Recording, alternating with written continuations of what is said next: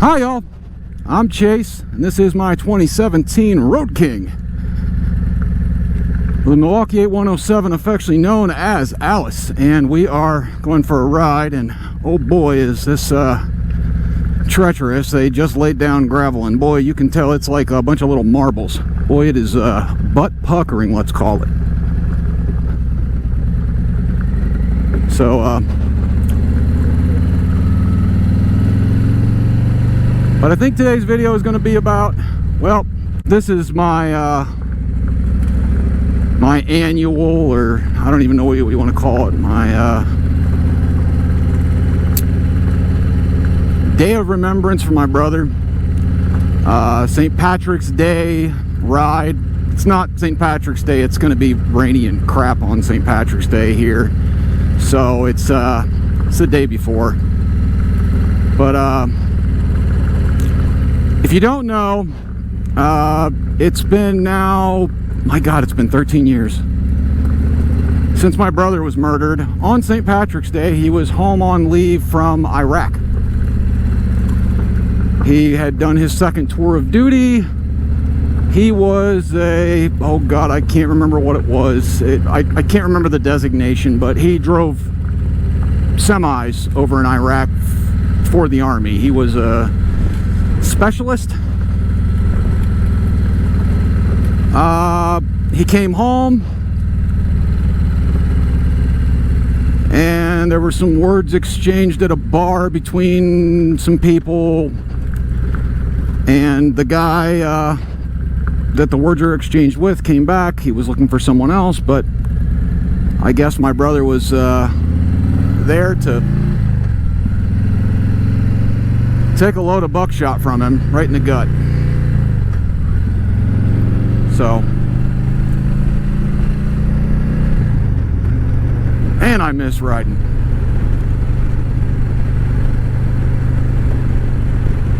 But it is cold. It is only 55 degrees, and I'll tell you what, it's a cold SOB out here on the road. So I do this, I guess I do this every year now. I go up for a ride around this time. I try to do it on the 17th, but, you know, in memoriam ride, I guess. But gonna have to do it a little early this year, so. But my brother never got a chance to screw around with me and my other brother on motorcycles. So that was one of the reasons why I think I just wanted to pick one up, because we'd always talked about it, but I don't know, it just never had the time or money, or I don't know.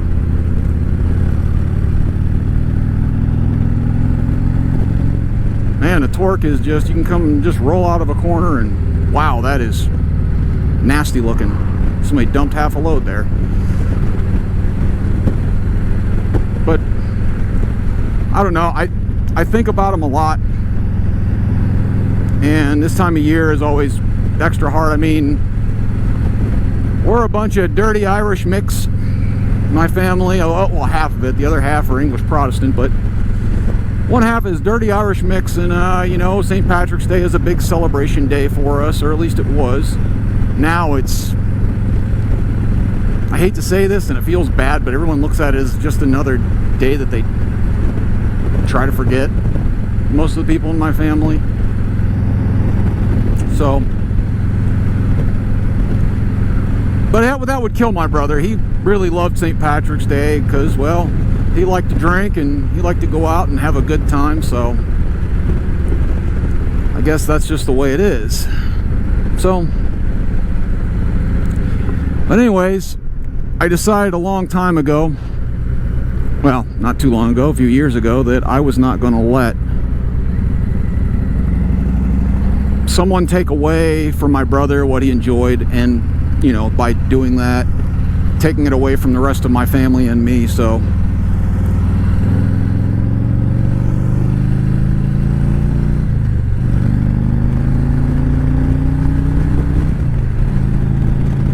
oh boy, put this thing up in the revs, it actually gets going.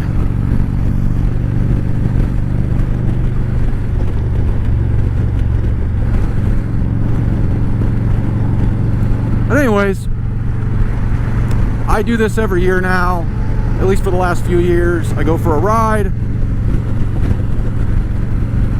I think it's just one of those things, and plus it's, you know, it's the first time in the year you can really get out and ride. I've already had one ride this year where I got out because it was warmer.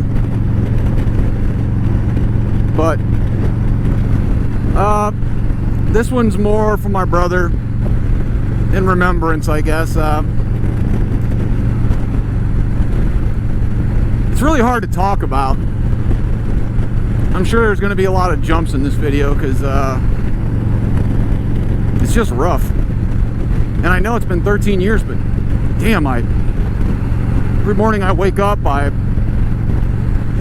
kind of have that fuzzy feeling. You look around, and there's the pictures on the wall of my brothers, you know.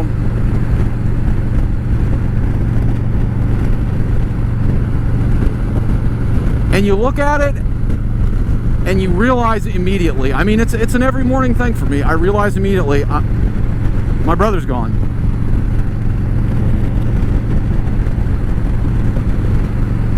And the sad thing about that is, I don't think I'll ever get over that. Man, it's just awful pain, you know. And somebody said, you know, well, you know, it's probably like losing a grandparent or something. And I can't say that it is because, you know, when my grandmother died, yes, I was heartbroken, and I love my grandmother.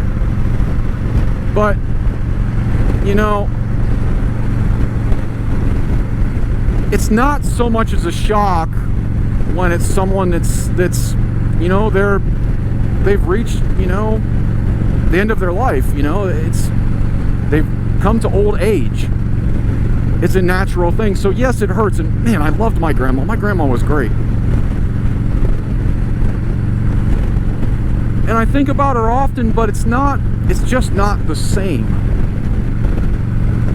You know, you look back and you think of all the things that you guys used to do, and with that person, all the things you used to do and all the fun you had. And then anytime you have fun, somewhere in the back of your mind that idea creeps in, like, oh man, you know, damn, I wish he was here. I wish she was here, you know, to see this, or oh man, she would get a really good kick out of this, or. And that's really hard to deal with. It's and the really, like I said, it's I don't think it's something you ever get over. It's an unfinished, you know, I don't know if it's unfinished plans or an unfinished life, or I mean, my brothers joked, you know, because, you know, I've had some pretty bad health problems. They seem to be clearing up now. I don't know why.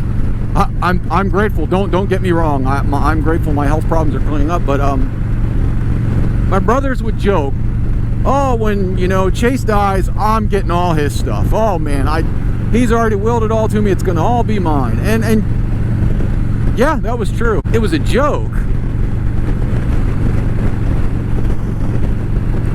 I mean, it wasn't. I mean, it's kind of a morbid joke, but it was a joke. I mean, it was something that we said amongst each other, you know.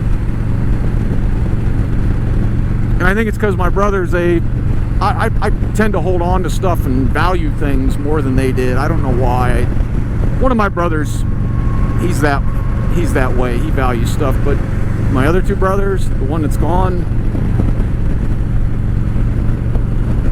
I think it was because we lost so much going through, I don't know, like foster homes and stuff. You'd have stuff that you treasured, and then you'd go to a foster home and it'd be stolen from you. They'd just take it. Something that was important to you, or something that, you know, made you feel a little bit better about, I don't know, having to be in a foster home, and they would take that from you. My one brother and I, damn you, we're not going to be denied what we enjoy.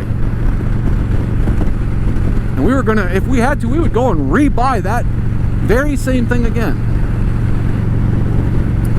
My other two brothers, nope. Once it's gone, they don't ever want to see anything. They don't ever want to see it or anything like it again. It was easier for them to deal with, like, okay, I've lost this. If I don't have it again, no one can ever take this from me again. I don't know which way is the right way to think. But, you know, it's just the way we were. I'm still that way where, damn it, I treasure everything I have, and I don't know, it's treats. I don't know if it's from when I was a kid, but, you know, I treat everything as if it's, you know, gold. I think that's because, you know, getting crappy stuff or having stuff stolen from you, you appreciate stuff more. And my brothers, they went the opposite way. But for me, it's everything that I have is, I wouldn't have bought it and I wouldn't have it if it wasn't something that I enjoy. You know, anytime I get something new that I enjoy, my first thought is always to think of my brothers. I think the thing that hurts the most is, you know, I never got to talk to him after he came back because we'd gotten into a huge blowout before he left for Iraq. I was supposed to meet up with him the day after, and I figured we'd hash things out then, and, you know, I thought I had time, but I didn't. I think that's what makes it the hardest, is I never got to,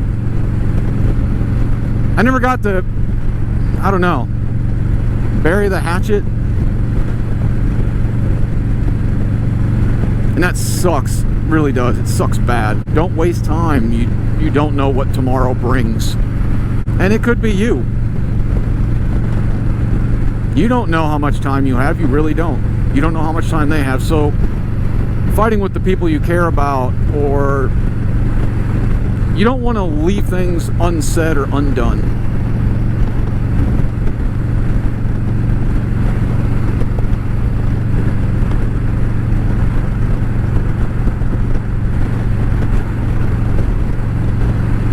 And I'd do anything to have that day back.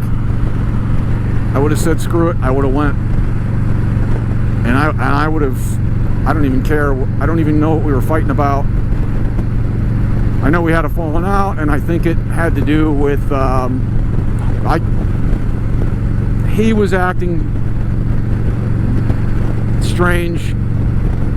I was under a lot of stress. I was getting divorced at the time, and man, it was just all bad.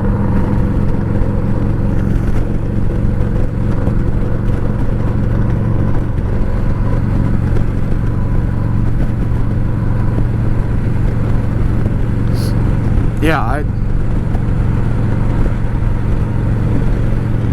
I honestly, it was stupid. The worst part was, the whole time he was over in Iraq, I was so worried he was going to get killed.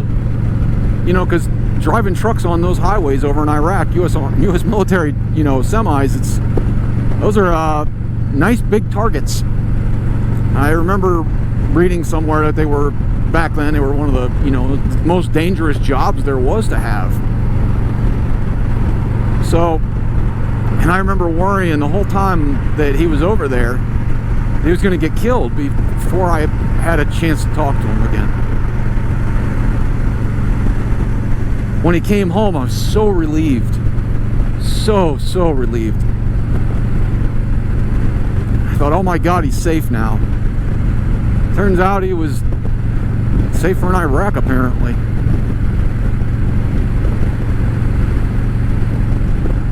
I think that's the other thing that makes it so hard to accept is, I mean, you went from a war zone, a literal war zone, come home to the U.S., and some guy that had a rap sheet a mile long had also kidnapped and raped a woman, we'd later come to find out, was out roaming the streets, got mad, and decided that he was gonna shoot my brother.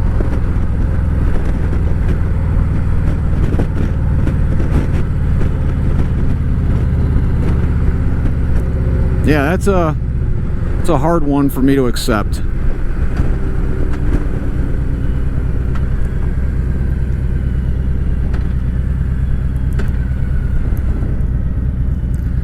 But you know, I can't do anything about it now. He's gone. So I do what I can to, you know, remember him and at least do things in his name that I know he'd enjoy. So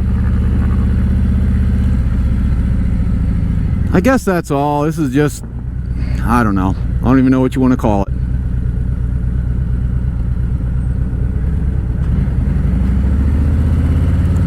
I think I'm going to go back and check out Extreme of Cambridge and see what they have as far as motorcycles. I always like to look. I mean, they're the closest motorcycle dealer to me.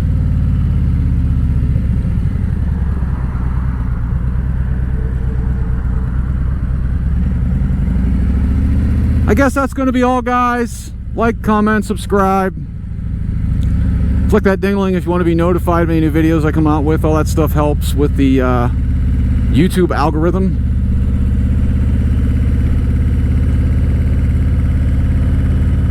And if you're fighting with somebody and you still care about them, let them know.